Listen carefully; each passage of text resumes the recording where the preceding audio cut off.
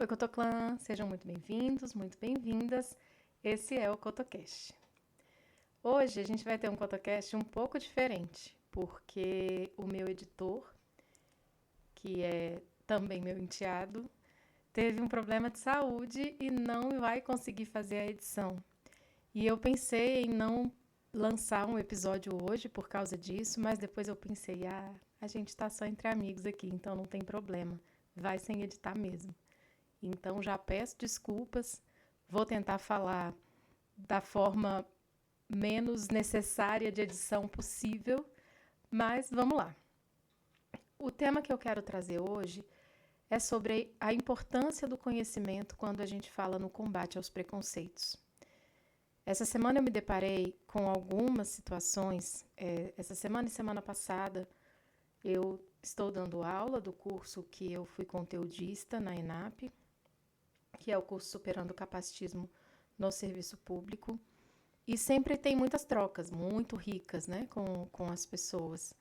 Então, a gente acaba dimensionando a importância desse conhecimento para o combate ao capacitismo, né, no dia a dia, de forma real. Há todo tipo de preconceito, mas aqui eu estou fazendo o recorte do capacitismo, que, para quem não sabe, é o preconceito contra pessoas com deficiência.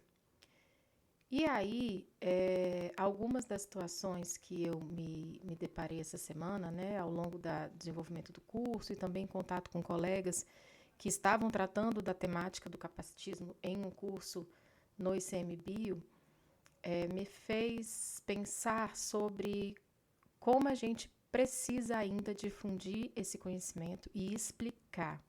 Eu falei isso na aula e falo isso aqui. Não é para ser uma aula, é para a gente poder pensar um pouquinho a respeito, né?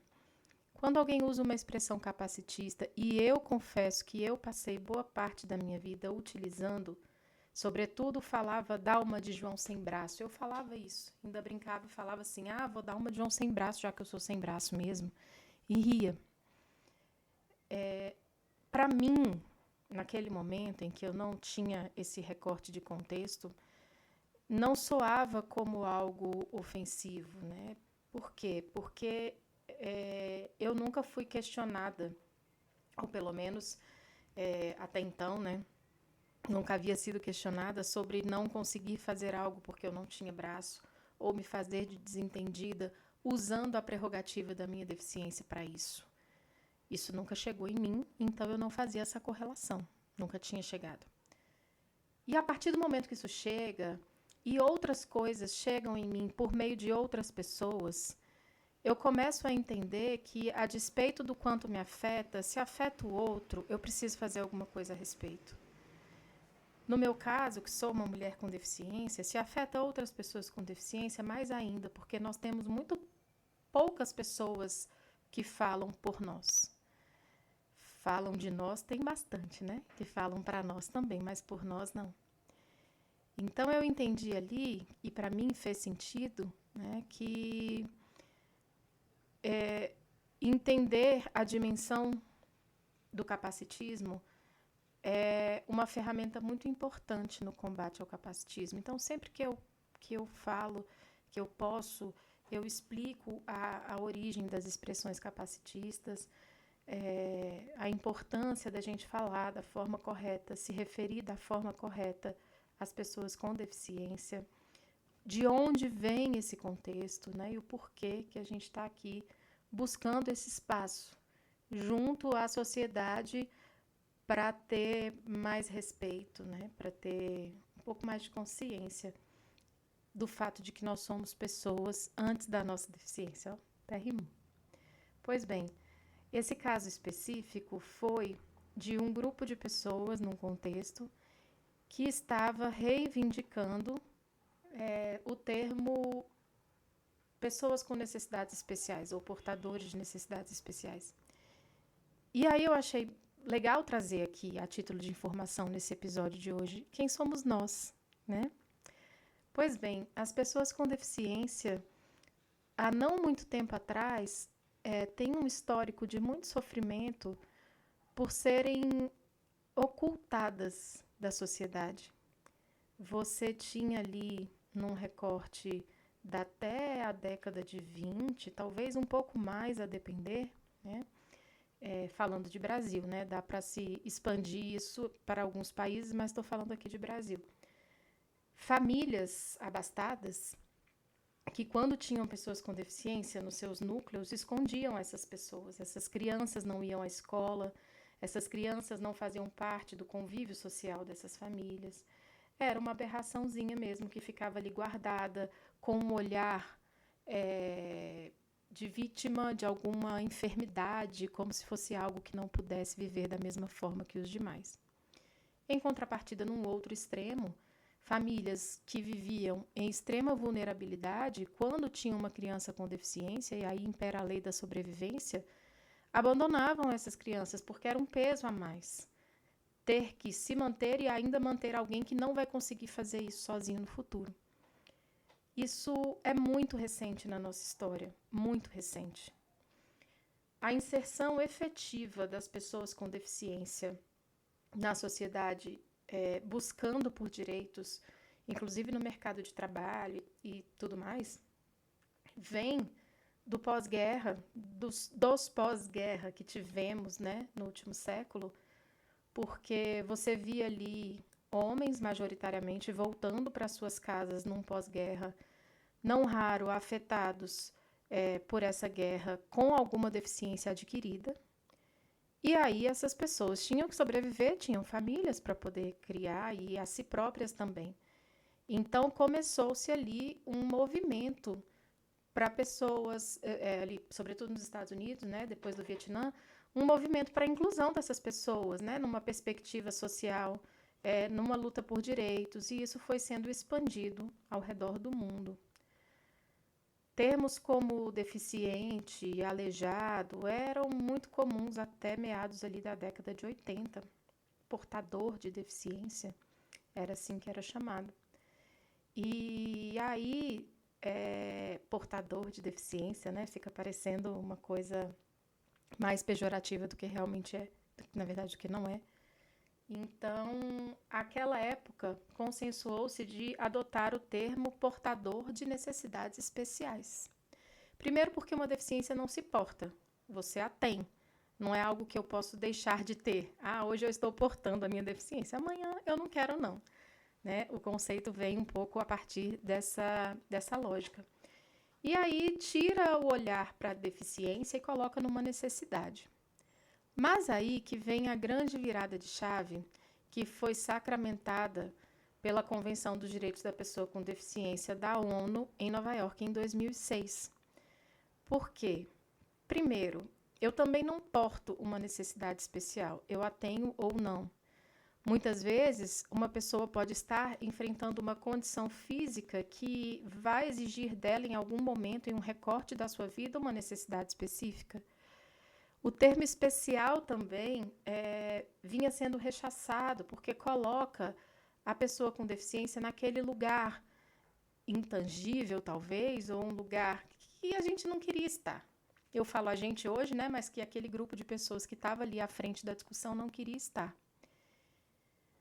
Vem também a lógica do conceito biopsicossocial da deficiência, que hoje norteia a nossa lei brasileira de inclusão e que compreende que a deficiência nada mais é do que uma forma que eu tenho de existir e a sociedade me impõe barreiras para que essa minha existência não aconteça em igualdade de condição com as demais pessoas. Isso é muito importante porque a gente tira a deficiência de uma classificação médica, de uma CID, né, que é a Classificação Internacional de Doenças. Eu já tive laudos com CID Q71.3, ausência congênita de mão e dedos. Num conceito de medicalização, além de me resumir a um laudo que diz que eu não tenho a mão, traz também uma perspectiva de cura, de ter que ser remediado, de ter que ser reabilitado para estar num padrão normotípico que a sociedade acredita, ou acreditava, boa parte dela acreditava, muita ainda acredita, que seja o ideal de viver. E aí, depois da convenção, nós vimos crescer e, felizmente, prevalecer esse outro lugar da pessoa com deficiência. Eu existo de uma forma diferente da maioria das pessoas. E o fato de eu não viver na mesma condição delas é por conta da própria sociedade, na forma do Estado, quando ele não provê os equipamentos de acessibilidade, as ferramentas de acessibilidade adequadas, quer sejam elas arquitetônicas, quer sejam elas de comunicação e outras que existem. Quer seja a própria sociedade que me impõe barreiras a partir do momento que ela me julga e me coloca num lugar inferior ao invés de um lugar diferente. E aí a gente entra no conceito da equidade. Eu vou ter mais limitações quanto maiores forem as barreiras impostas a mim. E não vou ser mais limitada quanto maiores forem as minhas deficiências. Né? Eu não posso imputar uma pessoa que nasceu de alguma forma ou adquiriu a deficiência de alguma forma a responsabilidade por ela existir daquela forma no mundo. Nós vivemos em sociedade. E, enquanto sociedade, temos que buscar essa equidade. E a Lei Brasileira de Inclusão, que foi feita em 2015, passou a vigorar a partir de 2015 e vem ao encontro de tudo isso, né, que vem sendo ratificado após a Convenção da ONU, ela está aí, ela no papel, ela é muito moderna e ela está aí para nos lembrar disso. Quais são os deveres do Estado? Quais são os deveres da sociedade? Quais são as punições para quem infringe o que está ali? Capacitismo é crime hoje. Tem pena de reclusão e multa. Então, trazer essa perspectiva para a deficiência e aí culminar com a terminologia pessoa com deficiência tem um avanço sensacional na nossa pauta, na nossa luta. Porque eu tenho camisa com essa frase, né? Primeiro a pessoa, depois a deficiência. Antes de ter uma deficiência ou de me resumir a isso, eu sou uma pessoa, tal como você está me ouvindo. E eu tenho uma deficiência. Quando eu estou dando aula, eu estou até falando com criança, né? Que às vezes as crianças vêm perguntar e tudo. Eu falo assim, olha, a tia não tem a mão igual você que tem o cabelo loiro e ela tem o cabelo preto. É uma característica. Não é uma condição, não é uma sentença de inferioridade. Não tem que ser. E a Lei Brasileira de Inclusão ratifica isso, não tem que ser. Vem lá da Convenção da ONU, não tem que ser. É uma característica. E não é especial. Não me coloca num lugar melhor nem pior do que ninguém. Eu posso ter uma deficiência, inclusive, e não ter nenhuma necessidade específica. E aí sim, todas as pessoas têm necessidades específicas pela sua existência. Vincular e condicionar isso às pessoas com deficiência também não é correto, inclusive com as pessoas sem deficiência, que eventualmente tenham as suas necessidades específicas e que têm todo o direito de buscar o atendimento a essas necessidades, inclusive com o aval do Estado, enquanto sociedade. Então, eu acho importante a gente conhecer um pouquinho dessa história, bem pouquinho. É bem bacana se aprofundar na história do movimento das pessoas com deficiência no Brasil. Esse movimento, ele se ancora, sim, em outros movimentos que estavam acontecendo simultaneamente nesse recorte histórico, que era o das pessoas negras, que era das pessoas LGBTQIA+, e entendendo a necessidade de se reafirmar direitos e dignidade para essas pessoas. Foi um basta que foi dado para dizer assim, você não vai me esconder, você não vai me inferiorizar, você não vai me colocar em nenhum outro lugar diferente do que é o meu de direito, que é de uma pessoa, como qualquer outra. E sim, o Estado e a sociedade têm que se responsabilizar por corrigir essas injustiças às quais viemos sendo submetidos ao longo dos séculos, décadas, enfim, anos. Até uma hora atrás, provavelmente alguém foi vítima de capacitismo e precisa ser responsabilizado a quem de direito, quem pratica. É muito triste porque a lei é de 2015, estamos ainda aguardando com muita expectativa o decreto que vai regulamentar essa lei. E aqui o objetivo não é dar aula de juridiquês, eu nem teria competência para isso, mas isso impacta em muito usufruir desses direitos que estão lá na própria lei, porque o decreto ainda não foi elaborado, né, publicado, divulgado, não sei qual é o termo certo, enfim.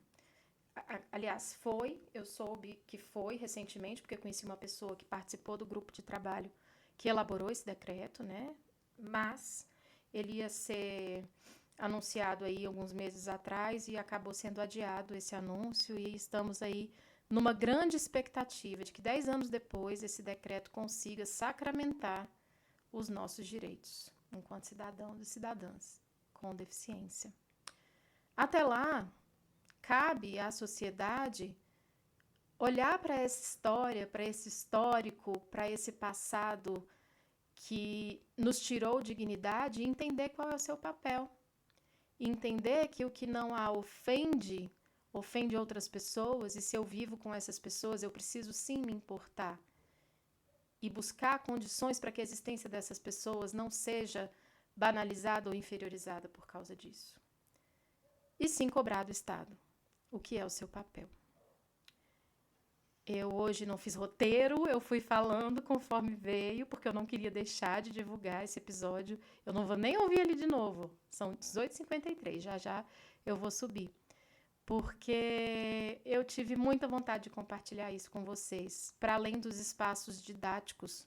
Porque uma das conclusões que o grupo que está tendo aula comigo hoje chegou é de que essas informações elas precisam ser difundidas.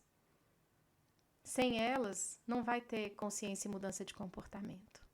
Então, eu estou aqui fazendo a minha parte mais uma vez. Espero que vocês tenham gostado e nos vemos no próximo episódio.